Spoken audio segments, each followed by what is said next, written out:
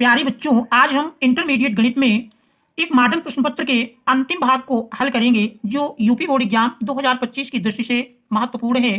तो यदि चैनल पर आप नए हैं तो चैनल को सब्सक्राइब कीजिए, वीडियो को लाइक कीजिए और अपने मित्रों तक शेयर अवश्य कर दीजिए। तो हम देखते हैं प्रश्न संख्या 7, 1 से 6 तक के प्रश्नों का हल हम इसके पहले भाग में कर चुके हैं। अब हम देखते हैं प्रश्न संख्या 7 में देखने दिया है कि कोई एक खंड कीजिए जिसका का भाग है निम्न समीकरण निकायों को आव्यूह विधि से हल कीजिए। तो ध्यान रहे, आव्यूह समीकरण आपको हर सेट में ऐसा कोई सेट नहीं है जिसमें आव्यूह समीकरण का प्रश्न हल करने के लिए ना मिले। तो ध्यान देंगे, ये प्रश्न आपका लॉन्ग क्वेश्चन 8 अंक में ही पूछा जाता है, तो इसका आना तय है। संख्याएं बदल सकती हैं लेकिन नियम आपका सेम होगा। इस आव्यूह समीकरण को आप अच्छी प्रकार से तैयार करें। हम देखते हैं इस आव्यूह समीकरण को कैसे हल करेंगे। तो देख रहे हैं प्रश्न नंबर 7 का देख रहे 3 समीकरण दिए हैं, जिसका पहला समीकरण है 3x minus 2y plus 2z बराबर 8। दूसरा समीकरण है 2x plus Y minus Z बराबर 1। और देख रहे तीसरा समीकरण है 4x minus 3y plus 2z बराबर 4। और प्रश्न कह रहा इन समीकरणों को आव्यूह विधि से हल कीजिए। तो सबसे पहला कार्य है दिए गए समीकरणों को आव्यूह समीकरण ax बराबर b के रूप में लिखने पर ax इक्वल टू b के रूप में लिखने पर ध्यान रहे स्टेप टू स्टेप आपको इसी प्रकार क्रिया करनी है। देख रहे ए हमारा मिलेगा, ए एक ऐसा आव्यूह है जो दिए गए समीकरणों के एक्स वाई जेड के गुणांकों से निर्मित होगा। देखिए पहली पंक्ति में पहले समीकरण के एक्स वाई जेड के गुणांक लिखेंगे। देख रहे एक्स का गुणांक 3 है, फिर देख रहे वाई का गुणांक -2 और जेड का गुणांक 2 है। अब दूसरे समीकरण में इसी प्रकार गुणांक लिखेंगे 2, 1, -1। तीसरे समीकरण में 4, -3, 2। तो देख रहे हैं ये हमारा आव्यूह ए का मान मिल जाएगा। यक्ष, इस यक्ष के अंतर्गत समीकरण में जो चर होते हैं उनसे निर्मित आव्यूह होगा। देख रहे हैं 3 चर हैं एक्स वाई जेड और यही बराबर बी। बी हमारा देख रहे हैं अचर पद जो राइट हैंड साइड में दिए हैं उनसे निर्मित आव्यूह होता है 8, 1, 4। तो देख रहे हैं ये हमारा आव्यूह समीकरण ax बराबर b के रूप में समीकरणों को हमने लिख लिया। इसके बाद सबसे पहले इस आव्यूह ए के सारणिक का मान ज्ञात करते हैं। तो देख रहे हैं आव्यूह ए के यदि हम सारणिक का मान निकालें तो सारणिक का मान आप इस प्रकार ज्ञात करेंगे। देख रहे हैं मॉड ए इक्वल टू मिल जाएगा 3 -2 2, फिर 2, 1, -1, 4, -3, 2। अब R1 को लेकर प्रसार कर लेंगे, अर्थात पहली पंक्ति को लेकर हमको प्रसार करना है। R1 को लेकर प्रसार करने पर देख रहे हैं R1 को लेकर यदि प्रसार कर लें, प्रसार करने पर देख रहे हैं मॉड ए इक्वल टू, तो यहां पर मान मिल जाएगा। देख रहे हैं पहला अवयव 3 है, चिन्ह जानते हैं प्लस माइनस प्लस लेकर चलते हैं 3 और इसके संगत ही हमारा पहला स्तंभ छूट जाएगा। 1 का गुणा 2 से करेंगे।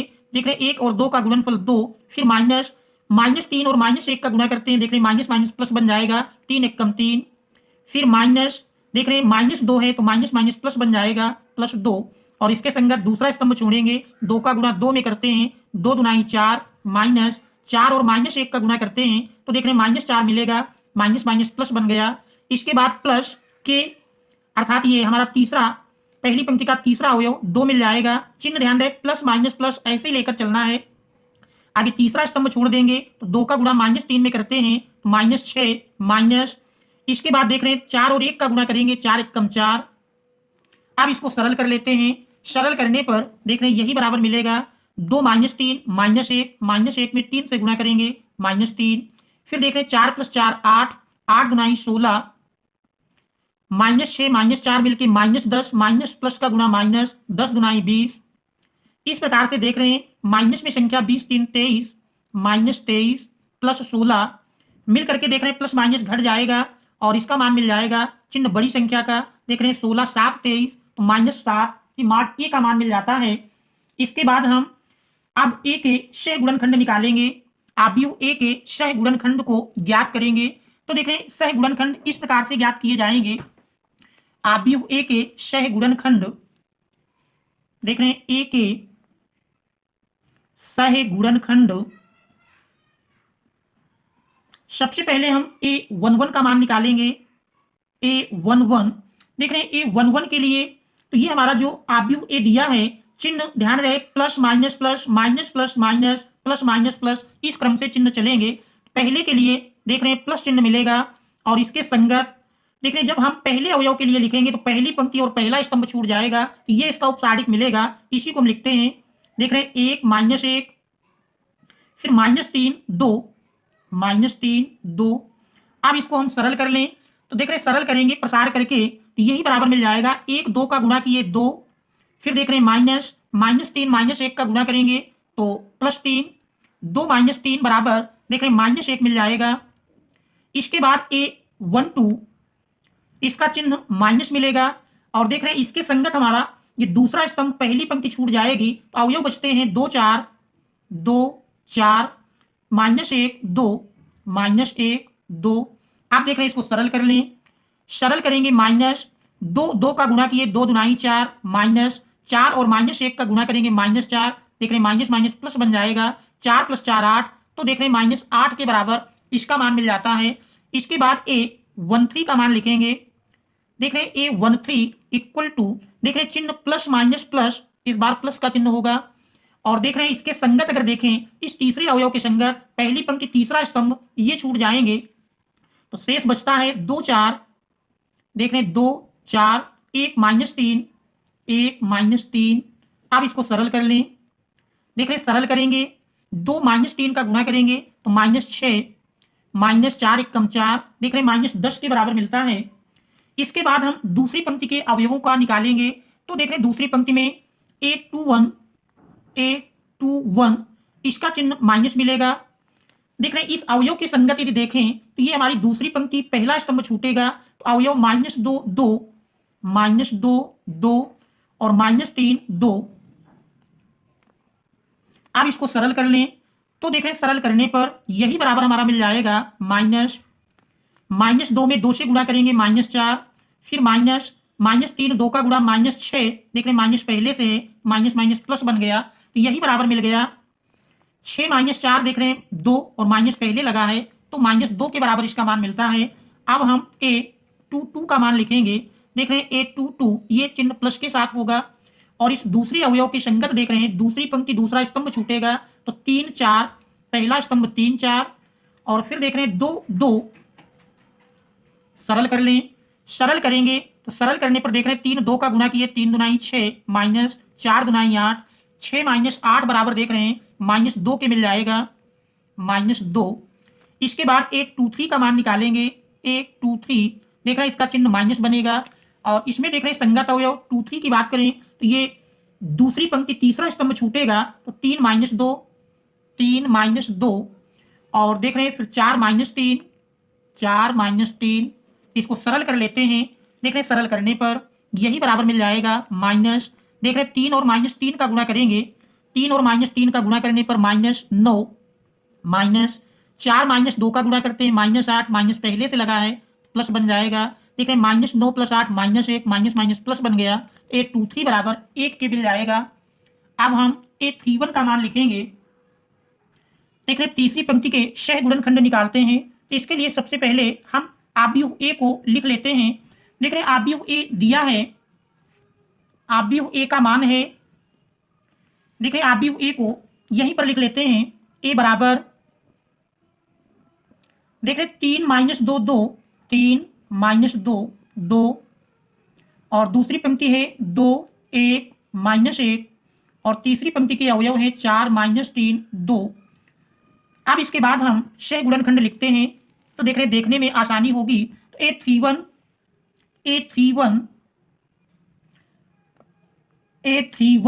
देख रहे हैं इसका चिन्ह प्लस मिलेगा और देख रहे हैं A31 इस अवयव के लिए तीसरी पंक्ति पहला स्तंभ छूटेगा, अवयव बचते हैं -2 2 2 और 1 -1।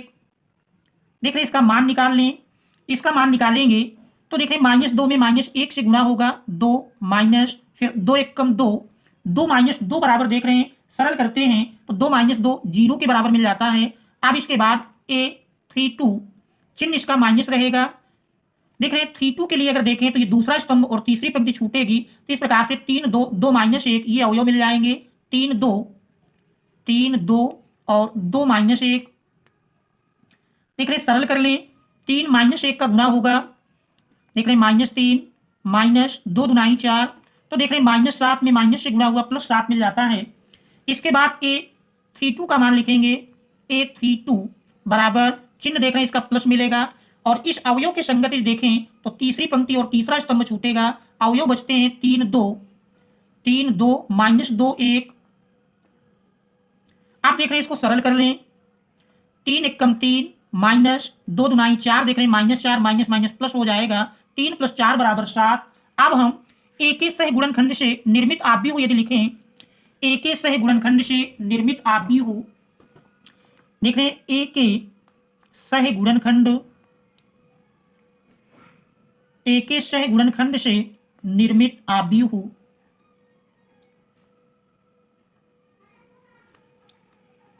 मान लीजिए इसका नाम सी दे देते हैं। ए के सह गुणनखंड से निर्मित आव्यूह देख रहे हैं मिल जाएगा, A11 का मान -1 मिला है, फिर -8 -10, और फिर देख रहे हैं -2 -2 1 -2 -2 1, और तीसरी पंक्ति में देख रहे हैं 0 7 7। ये ए के सह गुणनखंड से निर्मित आव्यूह का मान है। अब इसके बाद हम एडजॉइंट ए का मान निकालते हैं। एडजॉइंट ए बराबर होता है, देख रहे हैं एडजॉइंट ए इसी आव्यूह सी का परिवर्त आव्यूह कर देना है, तो वही हमारा एडजॉइंट ए का मान होगा। एडजॉइंट ए बराबर सी डैश, अर्थात पंक्ति का स्तंभ में रूपांतरण कर देना है। पहली पंक्ति ये हमारा पहला स्तंभ बन जाएगी, -1 -8 -10, और दूसरी पंक्ति दूसरा स्तंभ बनेगी, -2 -2 1, और तीसरी पंक्ति तीसरा स्तंभ बन जाएगी। इस प्रकार से देख रहे हैं एडजॉइंट ए का मान मिल जाता है। इसके बाद हम ए इनवर्स निकालेंगे। ए इनवर्स बराबर होता है, ए इनवर्स बराबर एडजॉइंट ए, इसके लिए फार्मूला है ए इनवर्स बराबर एडजॉइंट ए बटे मॉड ए। तो देख रहे हैं मॉड ए का मान -7 के बराबर मिला था, ये ऊपर हमने मॉड ए निकाला था, देख रहे हैं मॉड ए -7 के बराबर मिला हुआ है, तो मॉड ए का मान और एडजॉइंट ए ये दिया हुआ है। इस प्रकार से ए इनवर्स बराबर मिल जाएगा 1 बटे मॉड ए का मान, देख रहे हैं -7, एडजॉइंट ए -1 -8 -10, दूसरा स्तंभ देख रहे हैं -2 -2 1, और तीसरे स्तंभ में 0 7 7। ये हमारा ए इनवर्स मिल जाता है। अब इसके बाद हमको आव्यूह समीकरण Ax बराबर b था, देख रहे हैं आव्यूह समीकरण Ax बराबर b दिया हुआ था, तो उससे हम x बराबर लिखेंगे, ए इनवर्स b मिलेगा, तो वहां पर हम ए इनवर्स और b दोनों के मान रख देंगे, फिर गुणा करेंगे तो तुलना करने पर x y z के मान मिल जाएंगे। तो देखते हैं इसको, देख रहे हैं इसको देखने के लिए हमारा आव्यूह समीकरण देख रहे हैं यहाँ पर Ax बराबर b दिया हुआ है, देख रहे हैं आव्यूह समीकरण Ax बराबर b था, यदि इसमें से हम x बराबर लिखें, ए पक्षांतर करेंगे इनवर्स के रूप में जाएगा, तो x बराबर ए इनवर्स b। देख रहे हैं यहाँ पर आव्यूह समीकरण Ax बराबर b से, आव्यूह समीकरण Ax बराबर b से, देख रहे हैं आव्यूह समीकरण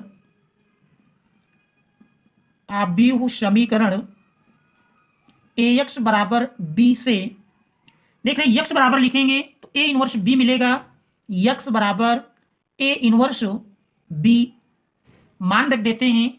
x देख रहे हैं हमारा x y z है, x का मान x y z बराबर ए इनवर्स का मान अभी देखिए हमने ज्ञात किया 1 बटे -7, और देख रहे हैं इसकी पहली पंक्ति है -1 -2 0, और दूसरी पंक्ति में अवयव है -8 -2 7, और तीसरी पंक्ति है -10 1 और 7।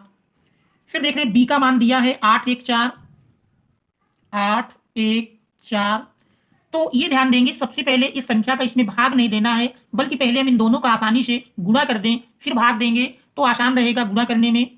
तो देख रहे हैं 1 बटे -7 इंटू, अब ये दोनों आव्यूहों का आपस में गुणनफल निकालेंगे, तो गुणनफल की क्रिया हम जानते हैं, पहले से पंक्ति लेकर चलेंगे, दूसरे से स्तंभ। तो -1 का गुणा 8 में करेंगे, देख रहे हैं -1 गुणे 8 प्लस फिर -2 गुणे 1, -2 गुणे 1 प्लस 0 गुणे 4। इसी प्रकार दूसरी पंक्ति में -8 गुणे 8, -8 गुणे 8, फिर देख रहे हैं -2 गुणे 1, -2 गुणे 1, फिर प्लस 7 गुणे 4। इसके बाद देख रहे हैं तीसरी पंक्ति में -10 गुणे 8, -10 गुणे 8, -10 में 8 से गुणा होगा। फिर देख रहे हैं 1 गुणे 1 प्लस 1 गुणे 1 प्लस 7 गुणे 4। आप देख रहे हैं इसको सरल करते हैं, सरल करने पर x y z बराबर 1/-7 इंटू देख रहे 8 और -1 का गुणा किए -8, फिर -2 0 से गुणा होगा 0 हो जाएगा, -8 अठाई 64, -2 फिर देख रहे 7 चौक 28 और तीसरी पंक्ति में -10 अट्ठे 80 प्लस 1 एकम 1 प्लस 7 चौक 28। देख रहे इसको और सरल करते हैं, 1/-7 देख रहे -8 -2 मिलकर के -10, फिर -64 -2 -68 से प्लस 28 घटाएंगे तो देख रहे घटाने पर मान मिल जाएगा माइनस में। देख रहे 64 2 66 है, तो 66 से 28 घटाएंगे, चिन्ह बड़ी संख्या का मिल जाएगा। 16 से 8 घटाएं 8 और देख रहे हैं ये हमारा 5 बचा, 5 से 2 घटाएंगे 3, फिर देख रहे हैं इसमें 28 1 29, 29 प्लस में है और माइनस में 80 है, तो देख रहे हैं घटाएंगे तो ये मान भी हमारा ऋणात्मक मिल जाएगा। तो 80 से 29 घटाएंगे, देख रहे हैं 10 से 9 घटेगा 1 मिल जाएगा, बचा 7, 7 से 2 घटाएंगे तो 7 से 2 घटाने पर 5 मिल जाता है। इस प्रकार से अब -7 से यदि इसमें भाग दे दें तो देख रहे हैं -7 से भाग देने पर यही बराबर मिल जाएगा। देख रहे हैं -10/-7 करते हैं, माइनस माइनस कट जाएगा, 10/7, दूसरे में माइनस माइनस कट करके 38/7 और तीसरे में 51/7, 51/7 और देख रहे हैं इस साइड में x y z दिया है। आप दोनों ओर से तुलना कर लेंगे तो देख रहे हैं दोनों ओर से तुलना करने पर, दोनों ओर से तुलना करने पर, दोनों ओर से तुलना करने पर देखिए दोनों ओर से तुलना करेंगे तो x बराबर 10/7, y बराबर 38/7 और देख रहे हैं z बराबर 51/7। तो ये हमारे x y z के मान होंगे, तो यही इस प्रश्न का उत्तर हो जाएगा। तो देख रहे हैं आव्यूह समीकरण आपको इस प्रकार से हल करना है। और एक विशेष बात को ध्यान देंगे, इसमें ए इनवर्स निकालने के लिए भी पूछा जाता है। जैसे आपने इस प्रश्न में देखा कि हमारा आव्यूह समीकरण दिए थे, 3 रैखिक समीकरण दिए थे और इनको आव्यूह रूप में हल करना था। तो देख रहे हैं दिए गए समीकरणों से सबसे पहले हमने आव्यूह रूप ax बराबर b के रूप में लिखा, यहाँ से ये एक आव्यूह a तैयार हो गया। फिर देखा गया कि इसी a का हमने a इनवर्स निकाला है, तो a इनवर्स निकालने के लिए आपको यही प्रक्रिया करनी होगी। दिए हुए आव्यूह का आप मापांक निकालेंगे अर्थात माड ए, सारणिक का मान ज्ञात करेंगे तो माड ए जैसे देख रहे हैं इसमें निकाला गया है। इसके बाद ए के जब मॉड ए मिल जाए तो ए के सह गुणनखंड निकाल लेंगे, फिर सह गुणनखंड से निर्मित आव्यूह बनाएंगे और उसका परिवर्त आव्यूह लिख देंगे, एडजॉइंट ए मिल जाएगा। और एडजॉइंट ए के बाद आप जानते हैं कि ए इनवर्स बराबर होता है एडजॉइंट ए बटे मॉड ए, तो रख देंगे तो ए इनवर्स का मान मिल जाता है। देख रहे हैं अगला प्रश्न हमारा ए इनवर्स का ही मिलने जा रहा है, तो वो भी लॉन्ग क्वेश्चन ही आता है। देख रहे हैं 8 नंबर में पूछा जाता है। तो 7 के खा में दिया है, कह रहा है ए बराबर, देख रहे हैं ए का आव्यूह है तो ए इनवर्स का मान ज्ञात कीजिए। तो देख रहे हैं इन दो में से एक प्रश्न आपको करना होगा, चाहे तो आव्यूह समीकरण कर सकते हैं और चाहे तो ए इनवर्स। आव्यूह समीकरण में क्या होता है, एक्स वाई जेड का मान निकालने के पश्चात किसी एक समीकरण में मान रख देंगे, तो उससे मान रखने पर आप देखते हैं कि दोनों का मान रख करके एक्स वाई जेड का समीकरण संतुष्ट होता है, तो उत्तर की जानकारी मिल जाएगी कि उत्तर हमारा सही है। बाकी आसान आपका ए इनवर्स ही होगा, क्योंकि देख रहे हैं ए इनवर्स निकालने के बाद भी काफी कार्य उसमें होता है, तो इसमें तो मात्र ए इनवर्स निकालना है। तो बताई गई इस आव्यूह समीकरण वाले प्रश्न की तरह ही आप इस हाँ नंबर में ए इनवर्स का मान निकाल लेंगे। इसके बाद हम देखते हैं 8वें प्रश्न को। देख रहे हैं 8वें प्रश्न में भी 2 खंड होते हैं, कोई एक करना होता है। देख रहे हैं दिया है कोई एक खंड कीजिए, जिसका का नंबर है, मान ज्ञात कीजिए। इंटीग्रेशन 0 से pi x dx upon a square sine square x plus b square cos square x. देख रहे हैं बोर्ड एग्जाम की दृष्टि से मोस्ट इंपॉर्टेंट है और ये हर वर्ष पूछा जाने वाला प्रश्न है। तो देखते हैं इस प्रश्न को। देखिए प्रश्न नंबर 8 के काम में दिया है, मान लेते हैं माना I बराबर इंटीग्रेशन 0 से pi x dx upon a square sine square x plus B square cos square x, इसको मान लेते हैं ये पहला समीकरण है। आप देख रहे हैं कि इस प्रकार का प्रश्न मिलता है, अंश में x दिया हो तो देख रहे हैं ज्यादातर प्रश्नों में आपको मिलेगा इस यक्ष का विलोपन करने के लिए हमको प्रगुण नंबर 4 का प्रयोग करना होगा। तो हम प्रगुण 4 का प्रयोग करके इस यक्ष का विलोपन करेंगे। तो देख रहे हैं प्रगुण नंबर 4 का यदि हम प्रयोग करें तो I बराबर इंटीग्रेशन 0 से पाई, प्रगुण 4 में जानते हैं क्योंकि लिमिट हमारी 0 से पाई है तो अपर लिमिट में यदि लिमिट हमारी लोअर लिमिट 0 है तो अपर लिमिट जो भी दी है उससे पूरे जहां जहां x है x को घटा करके लिखना है pi minus X D X upon A square sine square pi minus X plus B square cos square pi minus X. आप देख रहे हैं इसको सरल करेंगे तो सरल करने पर यही बराबर मिल जाएगा। देख रहे हैं इसको सरल करते हैं, सरल करने पर इंटीग्रेशन 0 से पाई, देख रहे pi minus X D X upon A square sine pi minus X बराबर साइन एक्स ही होता है तो sine square x plus B square cos square pi minus X. देख रहे cos pi minus X minus cos X होगा लेकिन square लगा है तो जानते माइनस का स्क्वायर प्लस बन जाएगा तो b square cos square x, ये हमारा दूसरा समीकरण बन जाता है। इसके बाद देख रहे हैं यहां पर हमने प्रगुण नंबर 4 का प्रयोग किया है तो आप लिख देंगे प्रगुण 4 से।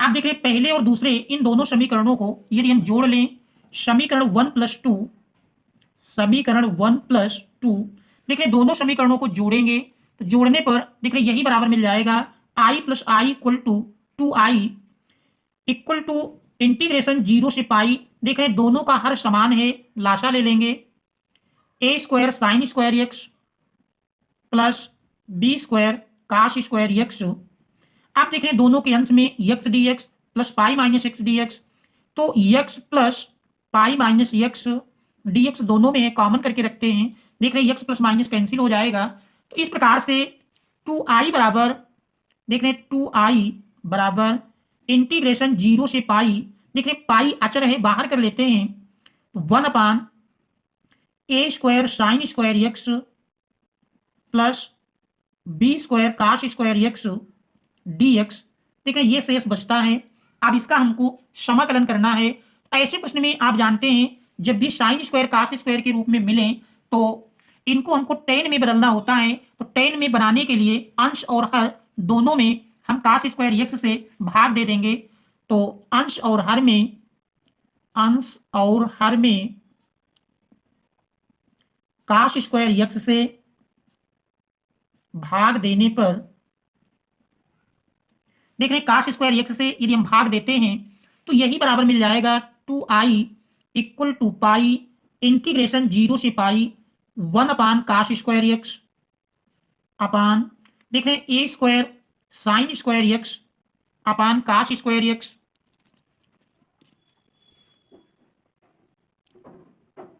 काश square x plus B square cos square X upon cos square x D x. आप देख रहे हैं इसको सरल करते हैं तो सरल करने पर यही बराबर हमारा मिलेगा 2i बराबर पाई इंटीग्रेशन 0 से पाई, देख रहे हैं 1 बटे cos square X sec square x D X upon हर में देखें A square sine square X बटे cos square X tan square X होता है प्लस यहाँ काश स्क्वायर एक्स ऊपर नीचे से कट जाएगा तो प्लस बी स्क्वायर बचता है। आप देख रहे हैं यदि हम ए टेन एक्स बराबर टी मान लें, माना ए टेन एक्स बराबर टी, देख रहे हैं माना ए टेन एक्स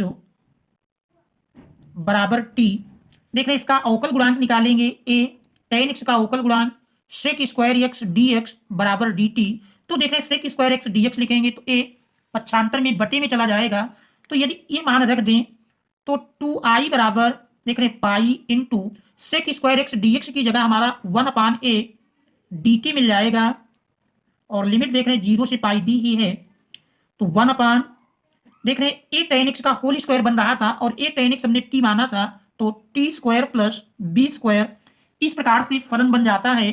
तो 1/x स्क्वायर प्लस ए स्क्वायर के रूप में बना। अब इसका सीधे हम समाकलन करके लिमिट अप्लाई कर लेंगे। तो देख रहे हैं 2i बराबर पाई बटे ए इंटू देख रहे हैं 1/x स्क्वायर प्लस ए स्क्वायर का समाकलन 1/a। ए की जगह देख रहे हैं यहाँ b है, tan इनवर्स x, x की जगह देख रहे हैं t है अपान b। अब यहां पर देख रहे हैं चूंकि हमने माना था, यहां से आप लिमिट भी चेंज कर सकते हैं। तो देख रहे हैं x बराबर 0 पर अगर देखें, x बराबर 0 पर t बराबर देख रहे हैं x की जगह 0 रख देंगे तो tan 0 का मान आप जानते हैं 0 होता है, तो यही बराबर हमारा t बराबर 0 मिल जाएगा। और x बराबर पाई पर यदि देखें तो t बराबर x बराबर यदि आप पाई रखते हैं तो tan पाई का मान भी देख रहे हैं 0 होता है। ऐसी स्थिति में दोनों लिमिट चेंज हो जाएगी। तो यहाँ पर पहले हम प्रगुण नंबर 6 का प्रयोग कर लेते हैं। तो देख रहे हैं यहाँ पर यदि हम x के स्थान पर -x रखते हैं तो देख रहे हैं इसमें कोई परिवर्तन नहीं होगा। sec square pi minus x, sec square x ही होगा। पाई माइनस एक्स निगेटिव है लेकिन स्क्वायर करेंगे पॉजिटिव बन जाएगा। ठीक वही सेम स्थिति यहाँ पर है। तो यहाँ से हम लिमिट को चेंज करते हैं। देख रहे हैं चूंकि परिवर्तन नहीं हो रहा है, तो ऐसी स्थिति में बाहर 2 से गुणा कर दें और अंदर 2 से भाग दे दें, तो ये परिवर्तन हम कर सकते हैं। तो ऐसी स्थिति में देख रहे हैं ये 2 पाई यहाँ भी मिल जाएगा और लिमिट ये हमारी पाई/2। आप देख रहे हैं x बराबर 0 पर t बराबर 0 और x बराबर पाई/2 पर देखें तो x की जगह पाई/2 रखेंगे। tan 90 का मान जानते हैं अपरिभाषित होता है, तो t बराबर इन्फिनिटी मिल जाएगा। इस प्रकार से देख रहे हैं लिमिट बन जाएगी 0 से इन्फिनिटी t के पदों में। तो लिमिट हम 0 टू इन्फिनिटी अप्लाई करेंगे। आप देख रहे हैं इसको सरल कर लेते हैं। सरल करने पर देख रहे हैं 2 दोनों ओर से कैंसिल कर दें तो देख रहे हैं i बराबर पाई अपान a और b का गुणनफल ए बी। लिमिट अप्लाई करेंगे tan इनवर्स देख रहे हैं infinity upon b minus tan inverse 0 अपान b। अब इसको हम सरल करते हैं। सरल करने पर देख रहे हैं pi upon A B into tan inverse infinity upon b। tan inverse देख रहे हैं ये हमारा इन्फिनिटी मिलेगा और tan इनवर्स इन्फिनिटी पाई/2 के बराबर होता है माइनस tan इनवर्स 0 बटे b 0 और tan इनवर्स 0 ये हमारा 0 मिल जाएगा। इस प्रकार से देख रहे हैं पाई से गुणा किए pi square upon 2ab, pi square upon 2ab ये इस दिए हुए प्रश्न का मान होगा। तो यही हमारा इस प्रश्न का उत्तर हो जाएगा। देखिए यहाँ पर जो हमने प्रगुण का प्रयोग किया है, यहाँ पर आपका ये प्रगुण अप्लाई किया गया है। इंटीग्रेशन 0 से 2a fx dx equal to होता है देख रहे हैं 2 पार्टों में। पहला part 2 integration 0 to a fx dx और दूसरा बराबर 0 के होता है। पहला पार्ट यदि f a माइनस x बराबर fx के हो और दूसरा पार्ट देख रहे हैं यदि f a माइनस x बराबर fx के होगा तो ये ऊपर वाले के बराबर होगा। यदि f a माइनस x बराबर माइनस fx के हो तो फिर ये 0 के बराबर होगा। तो देख रहे हैं इसमें पहला भाग का प्रयोग किया गया है। यदि हम पाई से घटाकर लिखते हैं तो देख रहे हैं fx के ही बराबर मिलता है। तो ऐसी स्थिति में सरल करने पर ये इसका उत्तर होगा। इसके बाद हम देखते हैं प्रश्न नंबर 8 का खा भाग। देख रहे हैं 8 के खा में दिया है, प्रश्न नंबर 8 का खा है। देख रहे हैं 8 के खा में देख रहे हैं 8 के खा भी करा सिद्ध कीजिए। इंटीग्रेशन 0 से पाई/4 log e 1 plus tan x dx बराबर पाई/8 log 2 ये हमको सिद्ध करना है। तो इसमें भी मान लेते हैं, माना i बराबर इंटीग्रेशन 0 से पाई/4 log 1 प्लस tan x देख रहे हैं बेस e लिखें अथवा ना लिखें। log में देख रहे हैं कैलकुलस में यदि बेस कुछ नहीं लिखा तो बेस e ही मानते हैं। ये हमारा पहला इक्वेशन बन जाता है। अब यदि इसमें हम प्रगुण नंबर 4 का प्रयोग करें तो देख रहे हैं प्रगुण 4 से i बराबर इंटीग्रेशन 0 से पाई/4 log e 1 प्लस tan पाई/4 माइनस x dx। आप देख रहे हैं यहाँ पर हम tan a माइनस b के फार्मूले से तोड़ेंगे तो यही बराबर मिल जाएगा इंटीग्रेशन 0 से पाई/4 log e 1 प्लस देख रहे हैं tan a माइनस b होता है tan a की जगह देख रहे हैं पाई/4 माइनस tan b के स्थान पर x है अपान 1 plus tan a tan b ten pi by 4 into ten x. देख रहे सरल कर लेंगे तो इसको सरल करते हैं, टेन पाई बाई 4 का मान रखेंगे तो आई बराबर इंटीग्रेशन 0 से पाई बटे 4 लाग ई। देख रहे 1 प्लस टेन पाई बाई 4 का मान 1 होता है, 1 माइनस टेन एक्स अपान देख रहे हैं 1 प्लस टेन 45 1 हुआ into ten x D x. आप देख रहे हैं लाशा लेकर के हम सरल करें, इसका लाशा लेंगे तो आई बराबर मिल जाएगा इंटीग्रेशन 0 से पाई बटे 4 लाग देख रहे हैं लाशा लेंगे 1 प्लस टेन एक्स। आप देख रहे हैं 1 प्लस टेन एक्स का 1 से गुणा होगा, ध्यान रहे 1 और टेन एक्स का गुणा करने पर ये हमारा टेन एक्स हो जाता है। ये ध्यान देंगे पहले गुणा की क्रिया होगी ना कि जोड़ने की। कुछ विद्यार्थी यहीं पर असमंजस में 1 प्लस 1 2 लिख देते हैं, तो ये गलती नहीं करना है। 1 का गुणा पहले टेन एक्स में करेंगे तो ये हमारा टेन एक्स बन जाएगा 1 प्लस टेन एक्स, वही हमने लाशा लिया है। 1 प्लस टेन एक्स का 1 से गुणा किए तो 1 plus ten x plus 1 minus ten x D x. देख रहे हैं टेन एक्स प्लस माइनस में है, कैंसिल हो जाएगा। अब इसको हम और सरल करते हैं तो देख रहे हैं इंटीग्रेशन 0 से पाई बटे 4 लाग ई। देख रहे हैं 1 प्लस 1 जोड़ेंगे 2 बटे 1 plus ten x D x.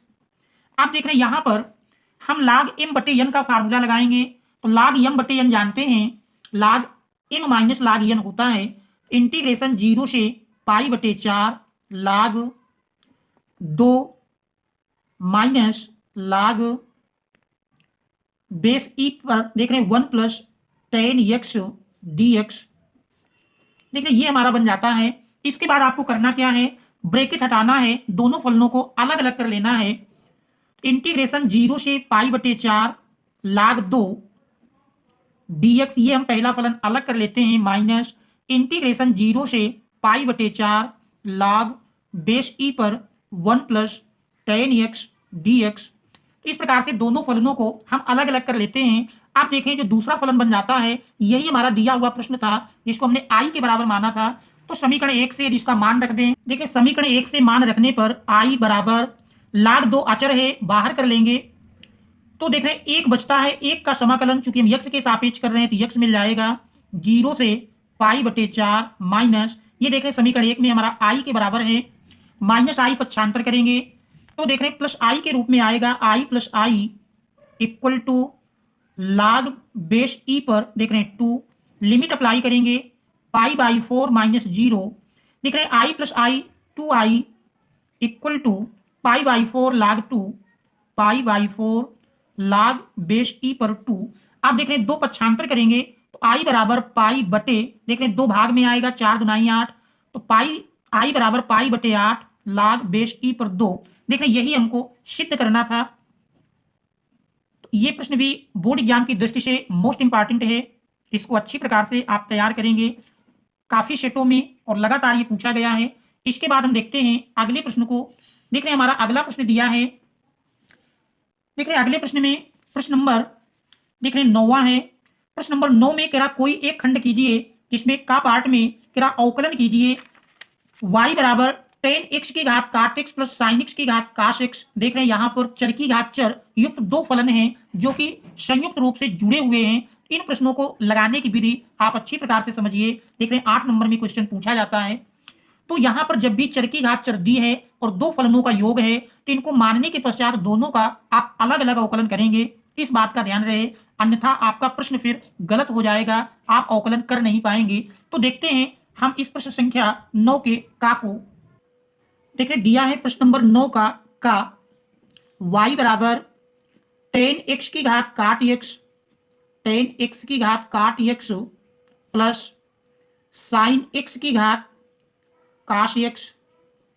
इसका हमको अवकल गुणांक ज्ञात करना है। तो देख रहे हैं दोनों में चर की घात चर है, जब भी ऐसे फलन मिल जाएं और इसके बाद दोनों का योग के रूप में हो तो फिर इनको हम अलग अलग मानकर लगाएंगे। मान लेते हैं माना y बराबर पहले फलन को y1 और दूसरे फलन को y2। आप देख रहे हैं x के सापेक्ष अवकल गुणांक निकालेंगे तो dy अपान dx बराबर y1 का मिलेगा dy1 अपान dx प्लस y2 का मिलेगा dy2 अपान dx। ये हमारा समीकरण नंबर 1 बन जाएगा। अब हम y1 को लेकर चलेंगे। देख रहे हैं y1 हमने माना था y1 बराबर टेन एक्स की घात काट एक्स दोनों ओर का लाग लेने पर, दोनों ओर का लाग लेने पर, देखिए दोनों ओर का लाग लेंगे तो y1 लाग y1, और लाग में जानते घात पहले आ जाती, काट x पहले मिल जाएगा, काट x इंटू लाग 10x। आप देख रहे हैं x के सापेक्ष अवकलन करेंगे, x के सापेक्ष अवकलन करने पर लाग y1 का 1/y1 इंटू फिर y1 का करेंगे dy1/dx बराबर, देख रहे राइट हैंड साइड में दो फलनों का गुणन है तो हमको गुणन का फार्मूला लगाना है।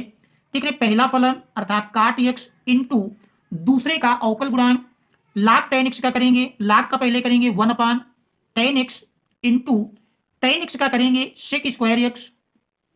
तो ये हुआ पहला फलन इंटू दूसरे का अवकल गुणांक प्लस दूसरा फलन अर्थात लाग 10x इंटू पहले का अवकल गुणांक, काट x का अवकल गुणांक जानते हैं माइनस कोशेक स्क्वायर x होता है। अब देख रहे हैं y1 को पक्षांतर कर दें तो dy1/dx बराबर, देख रहे हैं भाग में है पक्षांतर करेंगे गुणा में जाएगा, फिर देख रहे हैं 10x को अंश में ले जाएं तो काट के रूप में जाएगा, काट x मिल करके काट स्क्वायर x, चाहे तो इनको साइन काश में बदल लें, देख रहे हैं cot square x cos square x बटे साइन स्क्वायर x इंटू फिर देख रहे हैं सेक स्क्वायर x 1/काश स्क्वायर x प्लस माइनस का गुणा माइनस हुआ, कोसेक स्क्वायर x इंटू लाग 10x, cosec square x into देख रहे हैं लाग 10x, cosec square x into लाग 10x। आप देख रहे हैं y1 का मान रख देंगे dy1/dx बराबर, देख रहे हैं y1 हमने 10x की घात काट x माना था तो 10x की घात काट x इंटू देख रहे काश स्क्वायर x ऊपर नीचे से कैंसिल कर देंगे तो ये साइन स्क्वायर x, और यहां पर भी देख रहे हैं कोसेक स्क्वायर x हर में लाएंगे साइन स्क्वायर x, या ये साइन स्क्वायर x अंश में ले जाएंगे तो ये हमारा कोसेक स्क्वायर x के रूप में जाएगा। तो कोसेक स्क्वायर x यदि दोनों से कॉमन कर लें तो देख रहे हैं यहां पर एक बचेगा, एक माइनस लाग 10x into cosec square x हमने कॉमन कर लिया है। देख रहे हैं दूसरा समीकरण बन जाएगा। अब यदि हम दूसरे पद को y2 को लेकर चलें, देख रहे हैं y2 बराबर, y2 हमने माना था साइन x की घात काश x, साइन x की घात काश x। देख रहे हैं यहां पर भी चर की घात चर दी है तो दोनों ओर का यदि लाग ले लिया जाए, दोनों ओर का लाग लेने पर, देख रहे दोनों ओर का लाग लेने पर, दोनों ओर का लाग लेंगे तो यही मिल जाएगा लाग y2 बराबर, घात पहले आ जाएगी काश x into log sine x। आप देख रहे हैं x के सापेक्ष अवकलन करेंगे तो लाग y2 का मिलेगा 1/y2, पहले लाग का करेंगे फिर y2 का dy2/dx बराबर, देख रहे दो फलन है, दो फलन के गुणन का सूत्र लगाएंगे, पहला फलन इंटू दूसरे का अवकल गुणांक, लाग साइन x का लाग का करेंगे 1/sin x, और साइन x का अवकल गुणांक काश x होता है तो देखें पहला फलन इंटू दूसरे का अवकल गुणांक प्लस दूसरा फलन लाग साइन x इंटू पहले का अवकल गुणांक काश x का अवकल गुणांक माइनस साइन x होता है। अब इसके बाद देख रहे हैं y2 को पक्षांतर कर दें तो dy2/dx बराबर, देख रहे हैं y2 इंटू काश मिलकर के काश स्क्वायर x अपान साइन x, फिर देख रहे हैं प्लस माइनस का गुणा minus log sine x into sine x, या कहें sine x into log sine x। y2 का मान रख देंगे, देख रहे हैं y2 का मान रख देते हैं तो dy2/dx बराबर, y2 माना गया था साइन x की घात काश x इंटू देख रहे हैं काश स्क्वायर x, इस साइन को भी अंश में ले जाएं तो साइन का उल्टा कोशेक मिलेगा, cosec x minus sine x into log sine x।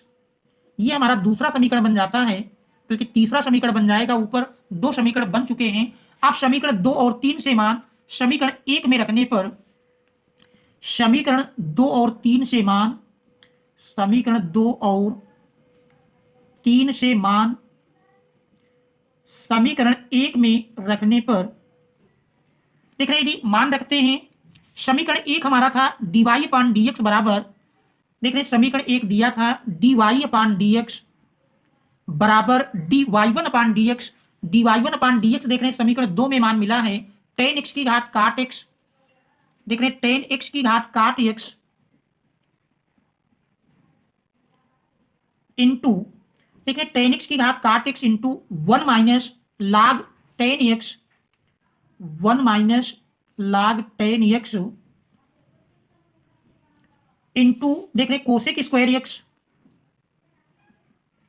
ये हमारा d y one upon d x का मान है, plus d y two upon d x का मान समीकरण 3 से रख देंगे, साइन एक्स की घात काश एक्स इंटू देख रहे काश square x into cosec x minus sine x into log sine x. तो देख रहे हैं यही हमारा इस दिए हुए प्रश्न का आंसर होगा। तो ध्यान रहे जब भी इस टाइप का प्रश्न मिले कि चर की घात चर लगी हो और दो फलनों का योग है, तो फिर हम डायरेक्ट एक बार में अवकलन नहीं कर पाएंगे। पहले फलन को y1 दूसरे फलन को y2 मान करके दोनों का अलग अलग अवकल गुणांक निकाल करके फिर दोनों का मान रखेंगे, तब जाके हमारा इस दिए हुए प्रश्न का हल होगा। इस बात का ध्यान रहे, डायरेक्ट यदि आप निकालेंगे तो निकलेगा ही नहीं, प्रश्न आपका गलत हो जाएगा निश्चित रूप से, इस बात का ध्यान देंगे। इसके बाद हम देखते हैं प्रश्न नंबर 9 का खा भाग। देखिए प्रश्न नंबर 9 के खा में दिया है, ये भी बोर्ड एग्जाम की दृष्टि से मोस्ट इंपॉर्टेंट है। देख रहे दो पार्टों में है, जिसमें पहला पार्ट 5 अंक में और दूसरा पार्ट 3 अंक में है। तो देख रहे इसमें दिया है कि आप पी का मान ज्ञात कीजिए ताकि रेखाएं, देख रहे दो रेखाओं के समीकरण दिए हैं और कह रहा परस्पर लंब हैं। तो सबसे पहला कार्य है इन रेखाओं को हम मानक रूप में बदलेंगे, फिर तुलना करके दोनों रेखाओं के द्विक अनुपात मिल जाएंगे, और जब द्विक अनुपात मिल जाएंगे, क्योंकि कह रहा दोनों रेखाएं परस्पर लंब हैं, लंब होने का प्रतिबंध लगाएंगे, तो फिर इसमें पी का मान मिल जाएगा। तो देखते हैं इस प्रश्न को।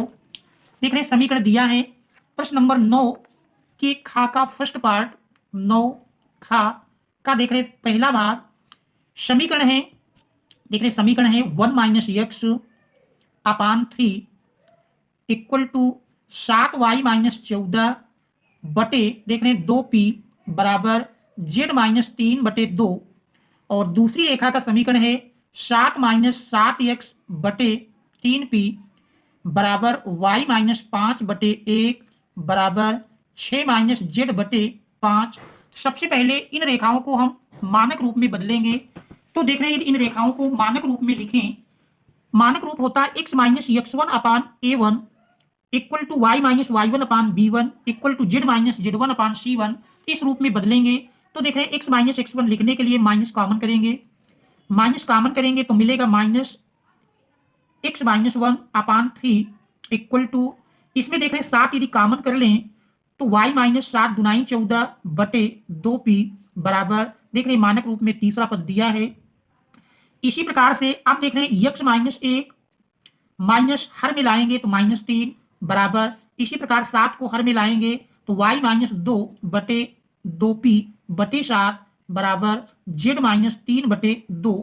आप देख रहे हैं मानक समीकरण से यदि तुलना करें x minus x1 upon a1 equal to y minus y1 upon b1 equal to z minus z1 upon c1 से तुलना करने पर, देखिए तुलना करेंगे, तुलना करने पर हमको केवल इसमें द्विक अनुपात लेना है, अर्थात a1 b1 c1 का मान a1 बराबर देख रहे हैं माइनस 3, b1 का मान 2p बटे 7 और c1 का मान 2 के बराबर मिल जाता है।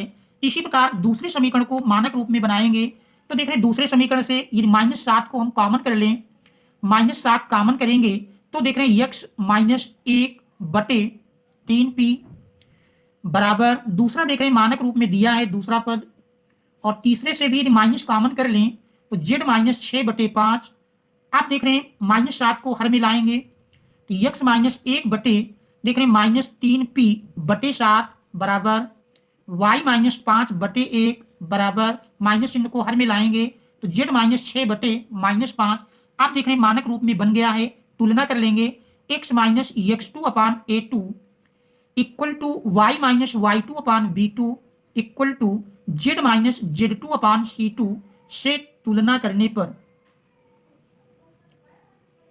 देख रहे हैं इससे तुलना करेंगे तो तुलना करने पर देख रहे हैं a2 बराबर मिल जाएगा माइनस 3p बटे 7, b2 बराबर मिलेगा देख रहे हैं b2 का मान 1 के बराबर दिया है और c2 बराबर माइनस 5।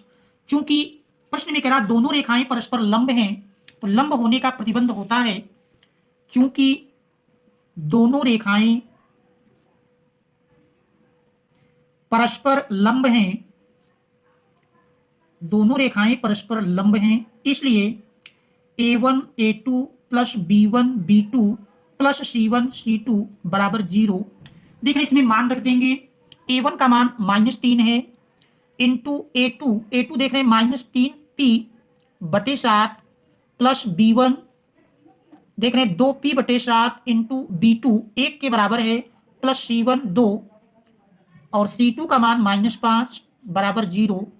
देख रहे हैं सरल करेंगे, माइनस माइनस का गुणा प्लस हुआ, 3 त्रिक 9, देख रहे हैं 9p/7 plus 2p/7 plus minus का गुणा माइनस, 5 दुनाई 10 बराबर 0। देख रहे हैं 9p/7 प्लस 2p/7 दोनों में हर समान है, जुड़ जाएंगे। देख रहे हैं 9 2 11p/7 बराबर -10 पक्षांतर करेंगे प्लस 10 के रूप में जाएगा। इस प्रकार से p बराबर 7 देख रहे हैं गुणा में 10 गुणे 7 और 11 हमारा भाग में मिल जाएगा। तो p बराबर 10 सत्ते 70/11 ये इस दिए हुए प्रश्न का उत्तर होगा, ये इस प्रश्न का आंसर होगा। इसके बाद हम इसका सेकंड पार्ट देखते हैं। सेकंड पार्ट में देखने दिया है, कह रहा यदि e की power y into x plus 1 बराबर 1 तो दर्शाइए कि d2y/dx² बराबर dy/dx का होल स्क्वायर। तो देख रहे हैं इसकी सहायता से हम इस प्रश्न को सिद्ध करेंगे। दिया है e की पावर y, देख रहे हैं मान दिया है e की power y into x plus 1, e की पावर y इंटू देख रहे हैं e की power y into x plus 1 या 1 प्लस एक्स कहें, यही बराबर 1 के है। इसकी सहायता से हमको सिद्ध करना है d2y/dx² बराबर dy/dx का होल स्क्वायर। ये हमको सिद्ध करके लाना है d2y/dx² बराबर dy/dx का होल स्क्वायर। तो देखते हैं सबसे पहले तो इसमें हम x के सापेक्ष अवकलन कर लें। x के सापेक्ष अवकलन करने पर x के सापेक्ष अवकलन करने पर देख रहे हैं x के सापेक्ष अवकलन करेंगे तो देख रहे हैं लेफ्ट हैंड साइड में दो फलन हैं। पहला फलन इंटू दूसरे का अवकल गुणांक 1 प्लस x का अवकल गुणांक देख रहे हैं 1 का 0, x का 1 मिल जाएगा, प्लस दूसरा फलन इंटू पहले का अवकल गुणांक e की घात y का e की घात y इंटू y का dy/dx बराबर देख रहे हैं एक अकेला अचर है 0 मिल जाएगा। अब इसको सरल करते हैं। देखें दोनों पदों से यदि हम e की घात y को कॉमन कर लें अथवा देख रहे हैं दूसरे पद में x प्लस 1 इंटू ई की पावर y दिया है, तो ये अगर देखें तो ये हमारा दिए हुए प्रश्न में 1 के बराबर है। तो समीकरण 1 से इसका मान रख सकते हैं e की घात y इंटू देखें e की घात y का 1 से गुणा हुआ तो e की घात y प्लस और ये हमारा देख रहे हैं समीकरण 1 से 1 के बराबर मिल जाएगा। तो 1 इंटू dy/dx बराबर देख रहे हैं 0। इस प्रकार से इसका पुनः एक बार और अवकल गुणांक कर लें या कहें e की घात y पक्षांतर करेंगे तो dy/dx बराबर माइनस e की घात y, ये हमारा समीकरण 2 बन जाता है। पुनः x के सापेक्ष अवकलन करने पर पुनः x के सापेक्ष अवकलन करने पर देख रहे हैं पुनः x के सापेक्ष अवकलन करेंगे तो dy/dx का अवकल गुणांक d2y/dx² बराबर देख रहे हैं माइनस e की घात y का e की घात y मिलेगा, फिर y का करेंगे dy/dx। समीकरण 2 में देख रहे हैं माइनस e की घात y बराबर dy/dx के है, तो समीकरण 2 से यदि मान रख दें तो dy/dx इंटू देख रहे हैं dy/dx मिल करके dy/dx का होल स्क्वायर बन जाता है। इस प्रकार से d2y/dx² बराबर dy/dx का होल स्क्वायर। देख रहे हैं यही हमको इसमें सिद्ध करना था, प्रूव्ड। तो यहां पर देख रहे हैं समीकरण 2 से हमने मान रखा है। तो देख रहे हैं इस प्रकार से प्रश्न सिद्ध हो जाता है। आशा है कि सारे प्रश्नों को आप अच्छी प्रकार से समझ गए होंगे। फिर भी कहीं कोई समस्या हो, कहीं कोई किसी प्रकार का सुझाव है तो उसे कमेंट्स के माध्यम से अवश्य अवगत कराएंगे। तो यदि वीडियो अच्छा लगा हो तो एक प्यारा सा कमेंट्स अवश्य करेंगे। वीडियो को यदि लाइक नहीं किए हैं तो वीडियो को लाइक कीजिए, चैनल को सब्सक्राइब कीजिए और अपने मित्रों तक शेयर कर दीजिए। Thanks all of you for watching.